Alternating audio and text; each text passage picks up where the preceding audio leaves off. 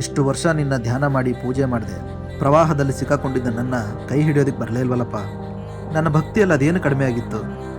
ನಾನು ಬಂದೆ. ಬಂದ್ಯಾ? 1 ಸಲ 2 ಸಲ ಅಲ್ಲ, 3 ಸಲ. ನನ್ನ ಕಣ್ಣಿಗೆ ಕಾಣಿಸ್ಲೇ ಇಲ್ವಲ್ಲಪ್ಪ ನೀನು. ಮೊದಲನೇ ಸಲ ನೀನು ಪ್ರಾರ್ಥಿಸಿದಾಗ ಏನು ಬಂತು ಹೇಳು? ಒಂದು ತೆಪ್ಪ ಬಂತು.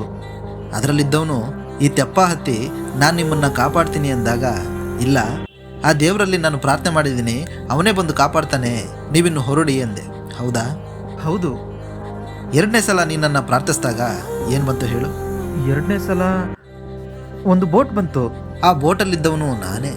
ಈ ಬೋಟನ್ನು ಹತ್ಕೊಳ್ಳಿ, ನಾನು ನಿಮ್ಮನ್ನು ರಕ್ಷಣೆ ಮಾಡ್ತೀನಿ ಅಂದಾಗ, ಇಲ್ಲ, ಆ ದೇವರಲ್ಲಿ ಪ್ರಾರ್ಥನೆ ಮಾಡಿದ್ದೀನಿ, ಅವನೇ ಬರ್ತಾನೆ, ನಿಮಗೆ ಧನ್ಯವಾದ, ನೀವಿನ್ನು ಹೊರಡಿ ಅಂದೆ.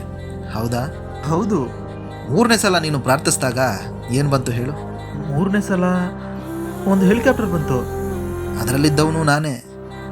ಆಗಲೂ ಸಹ ನಾನು ಹಗ್ಗವನ್ನು ಕೆಳಕ್ಕೆ ಹಾಕಿ ಅದನ್ನು ಹಿಡ್ಕೊಳ್ಳಿ, ನಾನು ನಿಮ್ಮನ್ನು ಇಲ್ಲಿಂದ ರಕ್ಷಣೆ ಮಾಡಿ ಕರ್ಕೊಂಡು ಹೋಗ್ತೀನಿ ಎಂದೆ.